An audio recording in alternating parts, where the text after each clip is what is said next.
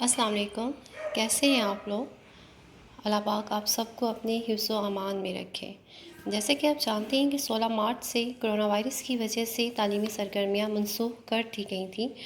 تو اب دوبارہ فیصلہ ہوا ہے کہ آن لائن کلاسز کا اجرا کیا جائے تاکہ آپ لوگوں کا مزید وقت ضائع نہ ہو۔ تو اب سیاسیات جو کتاب ہے 3rd ایئر میں پڑھ چکے ہیں سیاسیات کے بارے میں، تو 4th ایئر میں پڑھیں گے دساتیر کے بارے میں، مطلب کانسٹیٹیوشنز کے بارے میں۔ تو اس کتاب میں پڑھیں گے برطانوی آئین، امریکہ کا آئین، سوئٹزرلینڈ کا اور پاکستان کا۔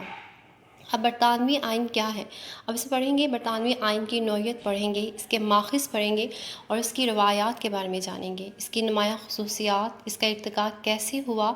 پھر اس کے بعد اس میں جو چارٹر ہے 1215 کا، اس کی کیا اہمیت ہے، پھر جو حقوق ہیں، قانون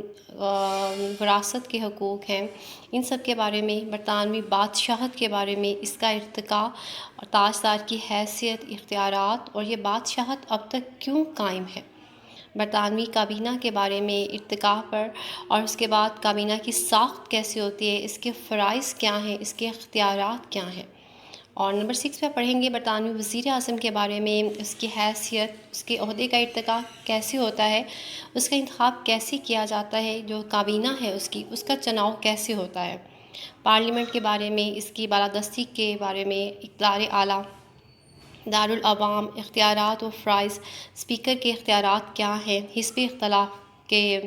کیا ہے، پارلیمنٹ کا طریقہ کار کیا، برطانوی عدلیہ، ارتقاء، خصوصیات، قانون کی حاکمیت، ان سب کے بارے میں، سول سروسز کے بارے میں، برطانوی سیاسی جماعتیں، ان کی اہم جماعتیں کون سی ہیں، ان کے بارے میں، جو مقامی حکومت ہے ہم اس کے بارے میں پڑھیں گے۔ تو یہ برطانوی آئین۔ اب سب سے پہلے سوال ہوتا ہے کہ آئین کیا ہے، برطانوی آئین کی نوعیت کیا ہے۔ برطانوی آئین اپنی منفرد نوعیت رکھتا ہے، یہ ایک بالکل مختلف اور یکتا آئین ہے۔ یہ کسی بھی کنونشن یا آئین ساز اسمبلی کے بعد تخلیق نہیں کیا اور نہ ہی اسے کسی آمر نے بنایا ہے۔ جو اس کی اساس ہے عوامی روایات اور رواجوں پر رکھی گئی ہے، جو سال ہر سال بلکہ صدیوں تک مسلسل نشو و نما پاتی رہیں۔ ان روایات کے مجموعے کو آئین کا نام دیا گیا، جو آئین کے ارتقاء کا عمل ہے آج بھی جاری ہے۔ جو برطانوی آئین ہے اس لحاظ سے یکتا ہے یا منفرد ہے کہ یہ ایسا آئین ہے جو کہ تحریری طور پر موجود نہیں ہے بلکہ زبانی طور پر تخلیق کیا گیا۔ اس کے کچھ حصے تحریری طور پر بھی موجود ہیں، جیسے کہ اس میں عظیم چارٹر ہے 1215 پڑھیں گے، آپ پڑھ چکے ہیں اس کے بارے میں 3rd ایئر میں۔ آپ قانون وراثت جو 1701 ہے اور قانون حقوق 1689 جیسی تحریروں کو اگر ہم آئین سے نکال دیں تو اس میں صرف رسم و رواج باقی رہ جاتے ہیں، اور جن کی مدد سے آپ اس آئین کے وجود کو ثابت نہیں کر سکتے۔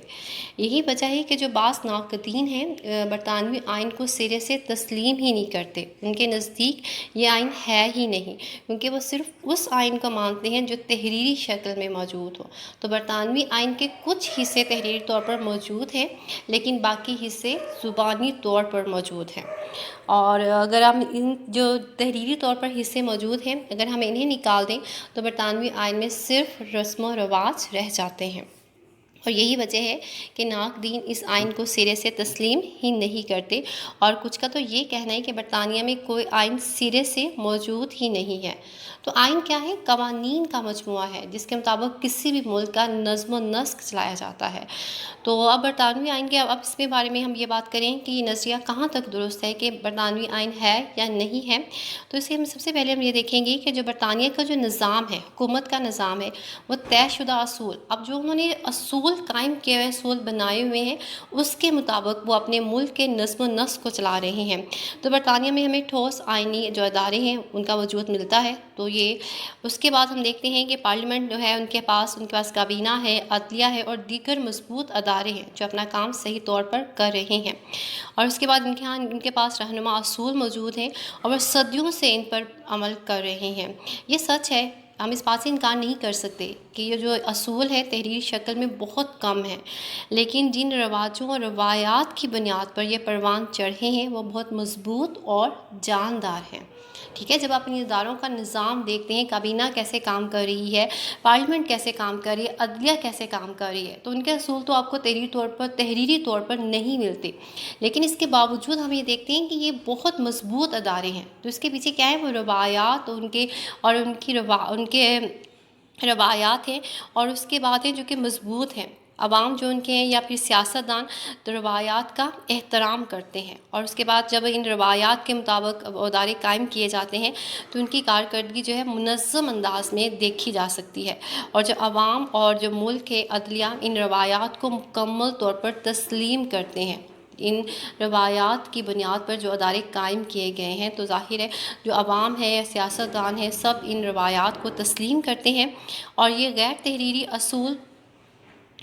و ضوابط ہیں جن کا کسی بھی دوسرے ملک کے تحریری دستور سے زیادہ احترام کیا جاتا ہے۔ دیکھیں کہ یہ جو مطلب ان کے پاس جو بھی اصول و ضوابط ہیں وہ غیر تحریری ہیں، تو کسی بھی ملک کا جو تحریری آئین ہے وہ اس کے مقابلے میں برطانیہ میں ان کا زیادہ احترام کیا جاتا ہے، اور اس کے بعد برطانوی جو نظام ہے ٹھوس ہے اور غیر تحریری ہونے کے باوجود ہم یہ کہہ سکتے ہیں کہ برطانیہ کا جو آئین ہے اسے صدیوں کی کوشش کے بعد جنم دیا گیا ہے، اور یہ ایک مکمل آئین ہے۔ آپ اس آئین کی اہمیت سے انکار نہیں کر سکتے۔ الغرض ہم یہ کہہ سکتے ہیں کہ برطانوی آئین ایک ایسا آئین ہے جو کہ تحریری نہیں ہے، اس کے کچھ حصے تحریری طور پر موجود ہیں، اس کی بنیاد روایات پر رکھی گئی ہے، اور لوگ ان روایات کا احترام کرتے ہیں، اور پارلیمنٹ، کابینہ، عدلیہ اور عوام ہو یا سیاستدان، ان اداروں کے جو لوگ ہیں وہ مکمل طور پر اپنے کام صحیح طور پر سر انجام دے رہے ہیں، اور ہم یہ کہہ سکتے ہیں کہ کسی بھی ملک میں جو تحریری آئین ہے اس کے مقابلے میں اس کا زیادہ احترام ہوتا ہے۔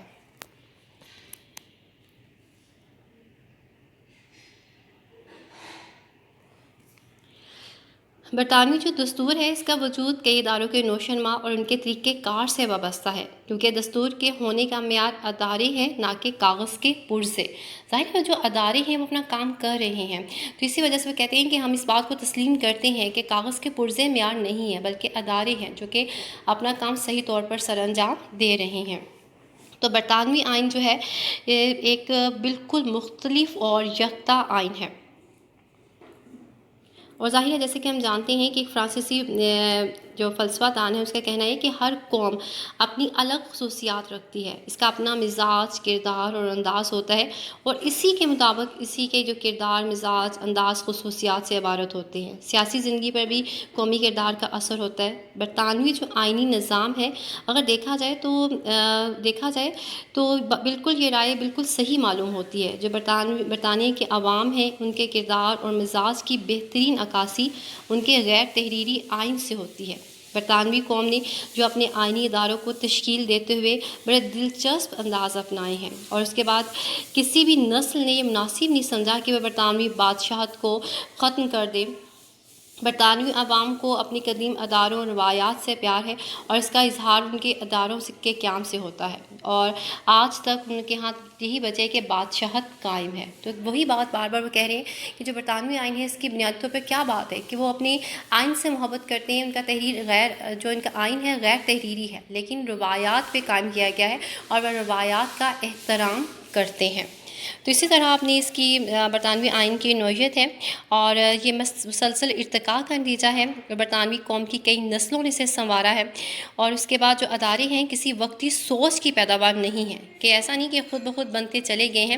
ان میں ضرورت کے اور تقاضے سے حالات کا تقاضا ہے، ضرورت کا تقاضا ہے، تو ان میں تبدیلیاں کی گئی ہیں، اور آئین کی تدوین کا کام بھی جاری ہے، اور اس کے بعد ان کی قومی ضرورتوں کے مطابق کام ہو رہا ہے۔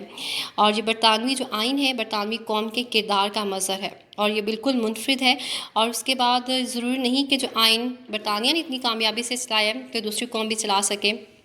ظاہر ہے اگر آپ نے اسے چلانا ہے اتنے ہی منظم انداز میں، تو آپ کو برطانوی لوگوں جیسی جو روایات کا احترام کرتے ہیں تو آپ کے اندر بھی وہ ایسی قوم ہونی چاہیے جو روایات کا اس قدر احترام کرتی ہو۔ برطانوی آئین کا جو ارتقاء ہے 13ویں صدی میں شروع ہوا تھا، اور آج تک اس کی اور برطانوی آئین برطانیہ کی سرزمین سے ہی پھوٹا ہے،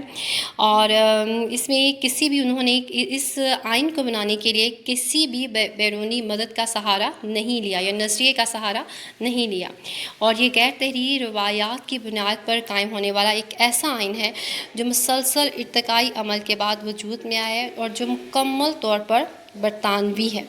اور اس کے بعد اس آئین میں آپ دیکھیں گے بالواسطہ یا بلا واسطہ ریاست میں اقتدار اعلیٰ کے اختیارات کا تعین کرتے ہیں اور اس کے باہم تعلقات کی وضاحت کرتے ہیں۔ ایک سابق برطانوی وزیر اعظم نے یہ بات کہی تھی کہ کسی نے برطانوی دستور کی اصل دستاویزات نہیں دیکھی، لیکن جب بھی کسی کے حق آزادی کو خطرہ درپیش ہو تو دستور کے وجود کو محسوس کیا گیا، اور کہا جاتا ہے کہ برطانوی دستور موجود ہے لیکن کوئی بھی اس سے متعارف نہیں ہے، اس کو کسی نے تحریر نہیں کیا، اس دستور میں ترمیم ممکن نہیں ہے۔ جیسے کہ دستور میں آئین میں ترامیم ہوتی ہیں حالات کے مطابق یا وقت کے تقاضوں کے تحت، لیکن برطانوی آئین ایک ایسا آئین ہے جس میں کسی قسم کی کوئی ترمیم نہیں کی جاتی، جس میں اس دستور میں ترمیم ممکن نہیں ہے۔